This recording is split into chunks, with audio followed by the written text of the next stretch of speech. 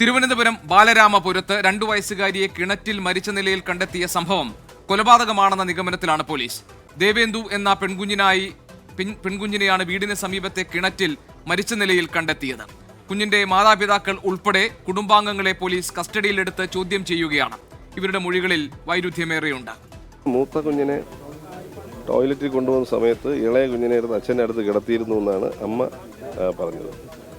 അപ്പോൾ ഇവരെല്ലാവരും എഴുന്നേറ്റ് ഈ പ്രവൃത്തിയിലൊക്കെ നടക്കുന്ന സമയത്താണിത് കാണാൻ കുട്ടിയെ കണ്ടില്ല എന്നുള്ളതാണ് നമ്മൾ ഏറ്റവും കൂടുതൽ ദുരൂഹത ഉണ്ടാക്കുന്ന ഒരു സംഭവം.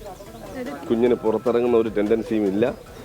ഈ മൂത്ത കുഞ്ഞാണെങ്കിൽ പുറത്തൊക്കെ ഇറങ്ങുമായിരിക്കും, പക്ഷേ ഇളയ കുഞ്ഞ് പുറത്തിറങ്ങുന്ന ടെൻഡൻസി ഒന്നും ഇല്ലാത്തൊരു കുഞ്ഞാണ്. അപ്പോൾ അകത്ത് തന്നെയായിരുന്നു ഉണ്ടായിരുന്നത്.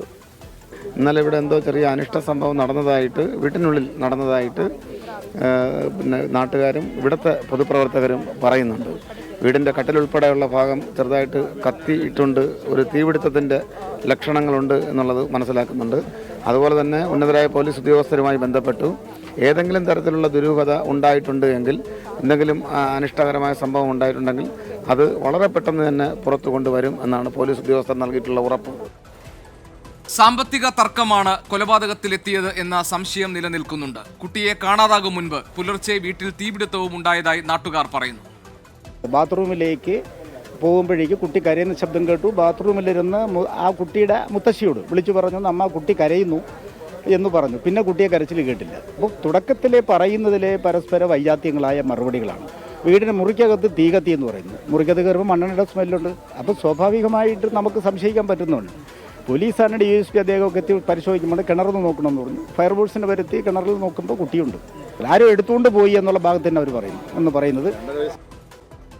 ബാലരാമപുരത്തെ സംഭവ സ്ഥലത്ത് നിന്ന് ഉമേഷ് ബാലകൃഷ്ണൻ, ബാലരാമപുരം പോലീസ് സ്റ്റേഷനിൽ നിന്ന് സലീം മാലിക് എന്നിവർ വിവരങ്ങളുമായി നമുക്കൊപ്പം ചേരുന്നു. അതിദാരുണമായ സംഭവമാണ് ഉണ്ടായിരിക്കുന്നത്. 2.5 വയസ്സുകാരി കിണറ്റിൽ വീണ് മരിക്കാനിടയായ സാഹചര്യം സംബന്ധിച്ച ദുരൂഹതകൾ അവശേഷിക്കാതെ തുടരുകയാണ്. അതിന്റെ വിശദാംശങ്ങളിലേക്ക് നമുക്ക് പോകാം. ഉമേഷ് ബാലകൃഷ്ണൻ വിവരങ്ങളുമായി നമുക്കൊപ്പം ചേരുന്നത് സംഭവ സ്ഥലത്താണ്. ഉമേഷ്, പരസ്പര വിരുദ്ധമായ മൊഴികൾ നൽകുന്നു കുടുംബാംഗങ്ങൾ എന്നാണ് മനസ്സിലാക്കാൻ കഴിയുന്നത്. ഇപ്പോൾ അച്ഛനും അമ്മയും അമ്മാവനും അമ്മൂമ്മയും ഒക്കെ പോലീസിന്റെ കസ്റ്റഡിയിലാണുള്ളത്. ഈ കുഞ്ഞ് 2.5 വയസ്സുള്ള കുഞ്ഞ് എങ്ങനെ കിണറ്റിൽ വീണ് മരിച്ചു എന്ന കാര്യത്തിൽ അവർ തന്നെ നൽകുന്ന പലതരത്തിലുള്ള വിവരങ്ങൾ അത് ചേർത്ത് വെക്കുമ്പോൾ ഒട്ടും യോജിക്കുന്നതല്ല എന്ന് പോലീസ് പറയുന്നതായുള്ള വിവരങ്ങൾ പോലീസ് സ്റ്റേഷനിൽ നിന്ന് വരുന്നുണ്ട്. പക്ഷേ ഉമേഷ്, നാട്ടുകാർക്ക് ഈ കാര്യത്തിൽ എന്തെല്ലാം സംശയങ്ങളാണുള്ളത്? ഇപ്പോൾ വീട്ടിൽ തീ ഉണ്ടായിരുന്നു, തീ പടരുന്നതായി തോന്നിയിരുന്നു എന്നൊക്കെ നാട്ടുകാർ പറയുന്നുണ്ടല്ലോ. സമീപവാസികൾ, അയൽവാസികൾ, അവർക്ക് ഇതിലെന്താണ് പറയാനുള്ളത്?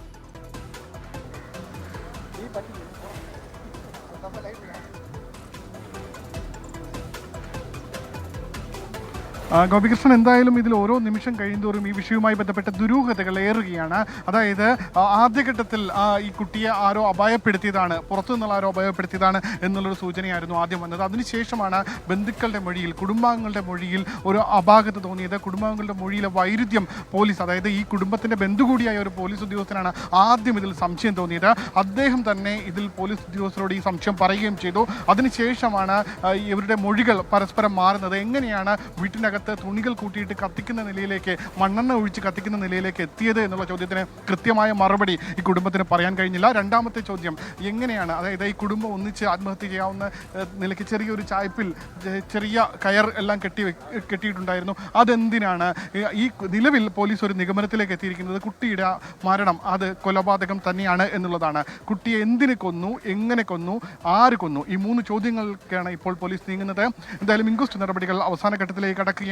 പക്ഷേ ഇതിൽ ചില ചോദ്യങ്ങളുണ്ട്, അതായത് പ്രാഥമികമായ ചില സംശയങ്ങളുണ്ട്. ആ സംശയങ്ങൾക്ക് ഇപ്പോഴും പോലീസിന് ഇവർ പറയുന്ന മൊഴിയിൽ തന്നെ ചില വൈരുദ്ധ്യങ്ങൾ, കാരണം ഇവർക്ക് കടബാധ്യതയുണ്ട് എന്നുള്ളത് പൂർണ്ണ തോതിൽ പോലീസിനും ബോധ്യപ്പെട്ട കാര്യമാണ്. കഴിഞ്ഞ ദിവസങ്ങളിൽ ഇവർക്ക് 30 ലക്ഷം രൂപ വീട്ടിൽ നിന്ന് കളവ് പോയി. കാരണം പലപ്പോഴായി വീട്ടിൽ വന്ന് ഈ പണം ചോദിച്ച ഈ പണം കടം നൽകിയവർ തിരിച്ചു ചോദിക്കുന്നുണ്ട്. അത് ചില പ്രശ്നങ്ങൾ ഉണ്ടാക്കുന്നുണ്ട്. ഇത് 16 കഴിഞ്ഞാൽ, അതായത് ഈ മരിച്ച കുട്ടിയുടെ അമ്മയുടെ പിതാവ് മരിച്ചതിൻ്റെ 16 കഴിഞ്ഞാൽ കൂടുതൽ കടക്കാർ ഈ വീട്ടിലേക്ക് എത്തുമെന്നൊരു ധാരണ അവർക്ക് കൃത്യമായി ഉണ്ടായിരുന്നു. അതുകൊണ്ട് തന്നെ അതിന് തലയ്ക്ക് ദിവസം 30 ലക്ഷം രൂപ ഈ വീട്ടിൽ നിന്ന് കളവ് പോയി എന്ന രീതിയിൽ പോലീസിൽ പരാതി പറയാൻ നേരിട്ടെത്തുന്നു. തുടർന്ന് പോലീസ് ചോദിക്കുന്ന ചോദ്യങ്ങൾക്ക് ഈ പണത്തിൻ്റെ ഉറവിടം, എവിടെ നിന്ന് ഏത് ബാങ്കിൽ നിന്ന് പിൻവലിച്ചു തുടങ്ങിയ ചോദ്യങ്ങൾക്കെല്ലാം കൃത്യമായ മറുപടി പറയാൻ ഈ കുടുംബത്തിന് കഴിഞ്ഞില്ല. അങ്ങനെ ഒടുവിൽ പരാതി നൽകാതെ തിരിച്ചു പോകുന്ന സാഹചര്യമുണ്ടായി.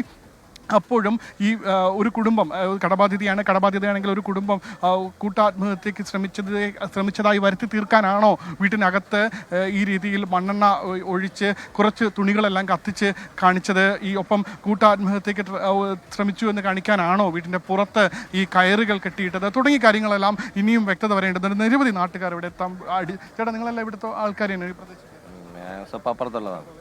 അവരെയൊക്കെ അറിയാമോ? കുട്ടികളൊക്കെ നമ്മളൊക്കെ ഇതാണ് ഗോപികൃഷ്ണൻ. ഇതുവഴിയാണ് നമ്മൾ ഈ വീട്ടിലേക്ക് പോകുന്നത്. ഇതാണ് മുൻഭാഗം, റോഡിന്റെ മുൻഭാഗമാണിത്.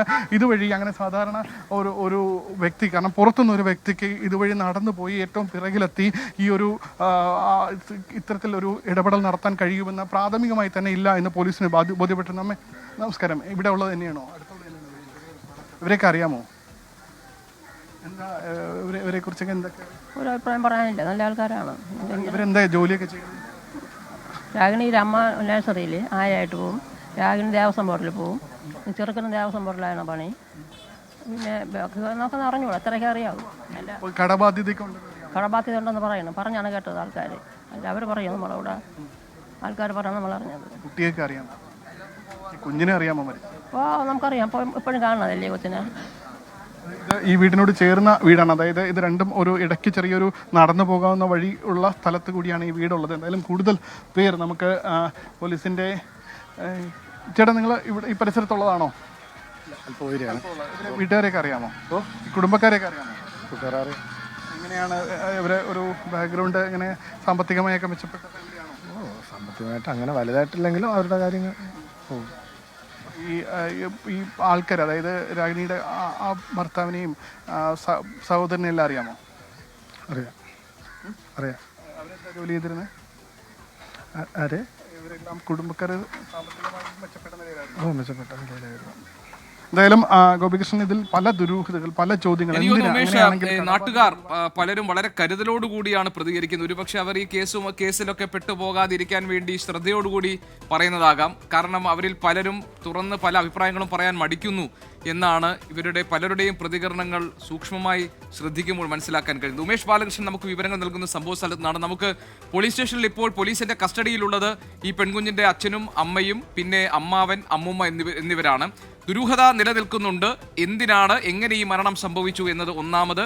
അവിടെ തുണികൾ കൂട്ടിയിട്ട് കത്തിച്ചത് എന്തിനു വേണ്ടിയായിരുന്നു? പുറത്ത് ആത്മഹത്യക്ക് ശ്രമിച്ചു എന്ന് സൂചിപ്പിക്കാവുന്ന തരത്തിൽ കയറുകൾ തൂക്കിയിട്ടിട്ടുണ്ട്, അത് എന്തിനു വേണ്ടിയായിരുന്നു? യഥാർത്ഥത്തിൽ കുടുംബം കൂട്ടാത്മഹത്യക്ക് വേണ്ടി ശ്രമിച്ചിരുന്നോ? ഇതൊരു കൊലപാതകമാണ് എന്ന ബലപ്പെട്ട സംശയത്തിലേക്ക് പോലീസ് കടക്കുന്ന സാഹചര്യത്തിൽ പോലീസ് സ്റ്റേഷനിൽ നിന്ന് പുറത്തുവരുന്ന വിവരങ്ങൾ വളരെ നിർണായകമാണ്.